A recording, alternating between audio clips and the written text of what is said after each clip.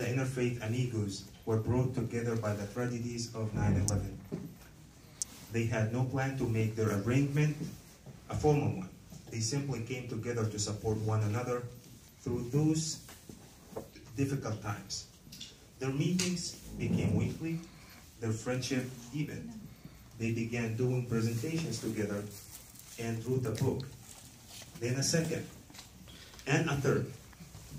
Over Jewish minority in a culture where that was unusual. And I remember too often getting harassed and sometimes beaten up. And we come to a world now that is so polarized. With people... So I just want to say, I just had a factual experience of that, but it scared me. And for the first time I realized that feeling. There's a verse in the Quran that says when there is chronic anger, fear, helplessness, hopelessness, it's not that the eyes become blind. The hearts become blind. So part of my work in the Interfaith Amigos here is to understand how that feels and to, with my colleagues, work toward better understanding. Because ignorance about all religion is one of our greatest. That trouble will always manifest as some form of violence, whether that violence is emotional or psychological or physical. The second assumption is that spirituality is always inclusive. The more spiritual our awareness, the more we are aware of the interconnectedness of all being. The more spiritual our awareness, the more we are aware of our place, of our purpose, of the meaning in our lives. Less spiritual consciousness is a consciousness of fragmentation and greater separateness. Less spiritual consciousness is the loss of a clarity of meaning and a clarity of purpose. Those are the two assumptions with which we begin and upon which we base our life. I'm very agree with you. So my friends, what is the wonderful way to overcome polarization? Both historically and from our own experience we know, and some say this is the only way. If you really want to go beyond this divide, doesn't matter if it's religion, politics, culture, race, the best way is to come to know the other on a human level. Simple but not easy. In fact, there are some verses in the Quran that have become like a mantra in the world of interfaith. It says in the Quran that if Allah wanted, Allah could have made all of us one single community. But out of a divine design, God chose to create diversity so that, and the verse is, you might come to know the other. I'm not saying that Muslims are following that. I'm not saying that non-Muslims are following that. You know, there's another verse in the Quran, tongue-in-cheek. The Quran says, and God says, we have created some of you to be a trial for others. He looks at me when he says it. So the key is, if you put it metaphorically, can I share 3 cups of tea with the other? Listen, respect, connect. The idea is not to change the belief, the ideology, the philosophy of the other. The idea is simply, on a human basis, to make that connection. I love that insight. This universe is not made out of atoms. It's made out of stories. Do some of you remember that great controversy in New York, Ground Zero? They were building an interfaith building with a mosque in it. There was such a huge backlash. A mosque, and the national polling showed in every state in America, on the average, 60% of Americans said, I do not want a mosque to be built in my state. Only 37% said, I'm in favor of that. So where is the good news? The good news is each of the 60% who said no mosque, each one also said, I don't personally know even one Muslim. And each of the 37% who said yes said, I know at least one Muslim personally. Anybody here heard of Rumi, 13th century sage Rumi? Wonderful. He never wrote, as you know, just uttered. So he has this wonderful utterance. Oh God, you have created this I, you, we, they, to play the game of adoration with yourself. We should play this game much more often.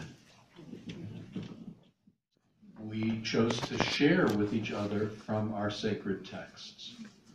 In my case, I brought the original tablets.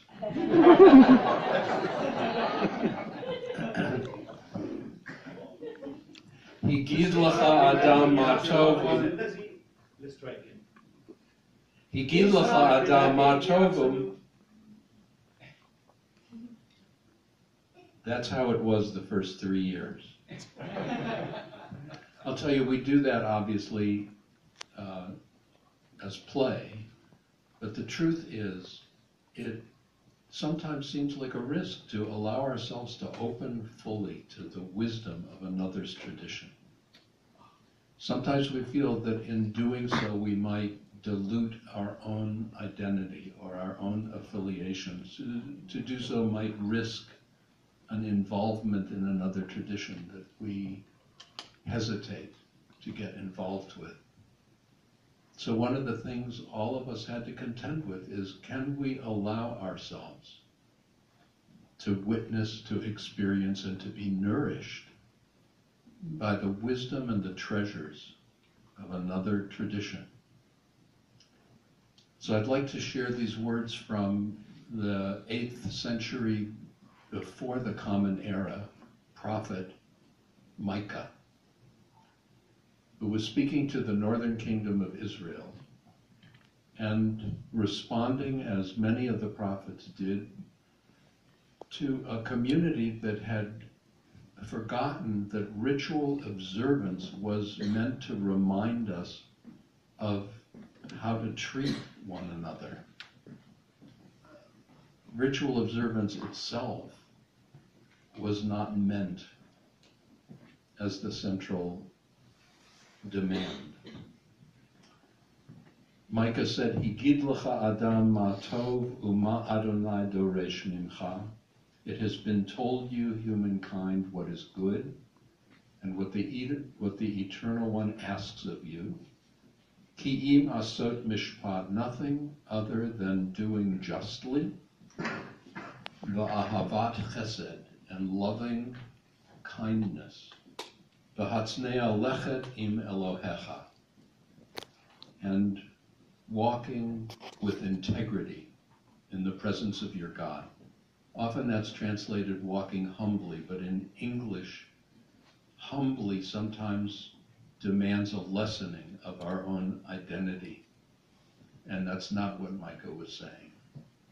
Micah was saying to walk with the integrity of our being, with all our beauty, as well as all our shortcomings, and to be real with each other. Thanks, Brother Ted. I'm reading from the duct tape Bible.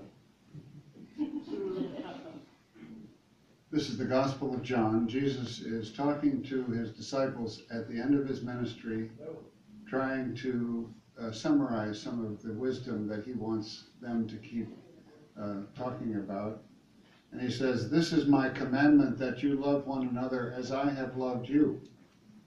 No one has greater love than this, to lay down one's life for one's friends. You are my friends if you do what I command you. I do not call you servants any longer, because the servant does not know what the master is doing. But I have called you friends, because I have made known to you everything that I have heard from God. You did not choose me, but I chose you." Thank you, Brother Don. Usually I always joke and say I forgot to bring my reading glasses, so I'll have some trouble reading, but in fact this time I really did forget to bring it. So not to worry. Am I holding my glasses? Yes. So then I'm going to I'll use my third eye and see if I can impress you. idfa billati hiya ahsanu fa iza allazi bainaka wa bainahu ad'awatun ka innahu waliyyun hamim. It means repel evil with something which is better, so that your enemy becomes an intimate bosom friend. You see, all three of us in our traditions have so many beautiful, timeless, placeless, wise insights. So why do you have so much problem? Why is it a problem today? Because the problem is that to live them is so very inconvenient. Bismillahirrahmanirrahim. Bismillahirrahmanirrahim. La ilaha illallahu. La ilaha illallahu. Adonai hu ha-Elohim hu. Adonai hu ha-Elohim hu. It's all one and I am as I am. It's all one and I am as I am. Thank you.